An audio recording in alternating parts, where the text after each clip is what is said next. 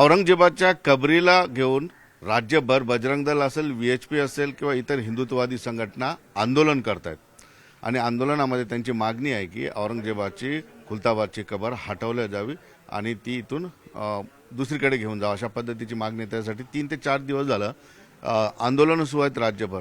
मी त्या कबरीवरच उभा आहे सध्या. मी तुम्हाला कबर तर आतमध्ये आता सगळ्यांना बंदी केलेली आहे, मात्र या ठिकाणीच कबर आहे आणि गेल्या अनेक वर्षांपासून या कबरीकडे लक्ष फक्त एवढंच होतं की या कबरीवर कोण आलं, कोणता नेता येऊन गेला, तेवढ्यापुरत्या आमच्याकडे बातम्या होत्या. त्या पलीकडे बातम्या कधी होत नव्हत्या. मात्र आज 4 ते 5 दिवस झालं सतत कबरीवरून आम्ही बातम्या करतोय, कारण या कबरीबद्दलचा पुन्हा वाद बाहेर आलेला आहे. आता या मध्ये जसा वाद निर्माण झालेला आहे तसं इथून पुढं कुणालाही एंट्री मीडियाला तर इथंच अडवलं जातं आहे. मात्र ज्याला कुणाला आतमध्ये कबर बघायला जायचं आहे त्याच्यासाठी इथे एक मस्टर नोंदवण्यात आलेलं. या आधी तसं केलं जात नव्हतं, मात्र आता या ठिकाणी प्रत्येकाचं नाव, तो कुठून आलेला, आधार कार्ड काय आहे याची नोंदणी घेऊनच आतमध्ये सोडलं जातं आहे.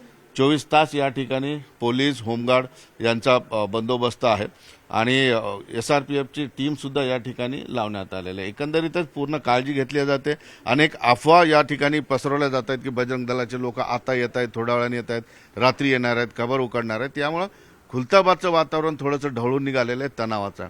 आता कबरीच्या समोरचा माहोल मी तुम्हाला दाखवण्याचा प्रयत्न करतो.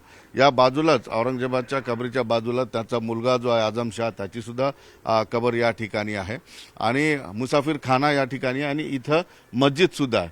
एकंदरीतच या मस्जिदीमध्ये लोक येत असतात आणि या ठिकाणी आपली पवित्र नमाज असेल किंवा हे सगळे धार्मिक विधी या ठिकाणी करतात. औरंगजेबाच्या कबरीवर येऊन कधी कोणी नमाज वगैरे करत नाही किंवा औरंगजेबाच्या कबरीवर फार मोठा खर्च होतो असं सुद्धा सांगितलं जातं. मात्र या ठिकाणी कसल्याही पद्धतीचा खर्च मेंटेनन्स सरकारच्या वतीने केला जात नाही. मात्र वर्षाला एक उरूस या ठिकाणी येत असतो. त्या उरसातून जी काही देणगी असेल, काय गोष्टी असतील त्या औरंगजेबाच्या कबरीला सिक्युरिटी देणारे खाजगी सिक्युरिटी असतील किंवा आर्किओलॉजीचे त्यांचे पगार काढले जातात. औरंगजेबाची कबर तशी बघितली तर मेंटेनन्सला तिथं फार काय वाव नाही आणि गेल्या अनेक वर्षांपासून आहे तशीच आहे. आता मी तुम्हाला बाहेरचा माहोल दाखवण्याचा प्रयत्न करतो आणि काही लोकांना सुद्धा आपण बोलूया. कुणीही बोलायला तयार नाही. एक तणावाचं वातावरण या ठिकाणी आहे आणि लोक बोलायला अगदी घाबरतात. मात्र कबर जी आहे त्याच्या एंट्री पॉईंटला आपण बघतोय की पूर्ण दुकानं बंद आहेत. आता या ठिकाणी दुकानं बंद काय तर अनेक लोकांनी सांगितलेलं आहे की रमजानचा महिना असल्यामुळं या सगळ्या दुकानं बंदच असतात. मात्र 3 ते 4 दिवस झाले या रस्त्यावर थोडासा शुकशुकाट आहे. लोक बोलायला धजावत नाहीत. आपण बोलण्याचा प्रयत्न सुद्धा करूया. सर आप गाइड हो, क्या माहौल है यहाँ? सब शांति था भाई, क्या होता है? हम आएंगे पर आज तक आएंगे। क्यों आप बात करेंगे? हमको नहीं मालूम है। ये क्यों डर रहे लोग? बात क्यों नहीं हो रही? तो कोई है नहीं ना बोलने वाला, अंदर मालूमत देंगे ना, हमको मालूमत नहीं है ना। नहीं बाहर का ये माहौल ऐसा ही रहता है हमेशा? नहीं नहीं, ये रमजान के वजह से जो तो सब मार्केट बंद है। अच्छा, हाँ बस इसके पहले ऐसा कुछ नहीं है? मतलब जैसे यहाँ पर डर का माहौल है, कुछ नहीं तनाव कुछ नहीं है? कुछ नहीं कुछ नहीं कुछ नहीं, सब शांतता था यहाँ पे, कुछ नहीं। अच्छा, हाँ तो जो इशू चल रहा है उसको लेकर भी कुछ कुछ नहीं, खुलताबाद में तो कुछ कोई नहीं? खुलदाबाद में कुछ भी नहीं। हाँ। हाँ तो क्या लगता है आपको जो डिमांड हो रही है?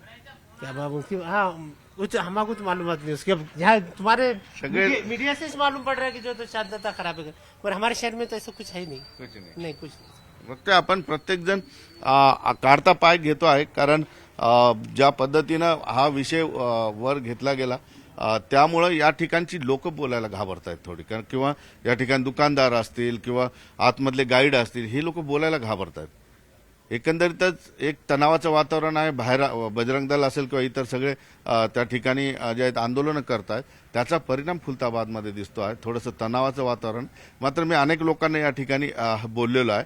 कुणालाही कसल्याही पद्धतीचा वाद इथल्या स्थानिक लोकांमध्ये दिसत नाही. फक्त बाहेरच्या आंदोलनाचे परिणाम इथं दिसत आहेत. आता याचा परिणाम सुद्धा झालेला आहे. बऱ्याच ठिकाणी दुकानं बंद आहेत, त्यामुळं व्यापारावर त्याचा परिणाम झालेला आहे. मात्र पोलीस असेल किंवा QRT असेल किंवा SRPFचे टीम या ठिकाणी 24 तास तैनात करण्यात आलेलं.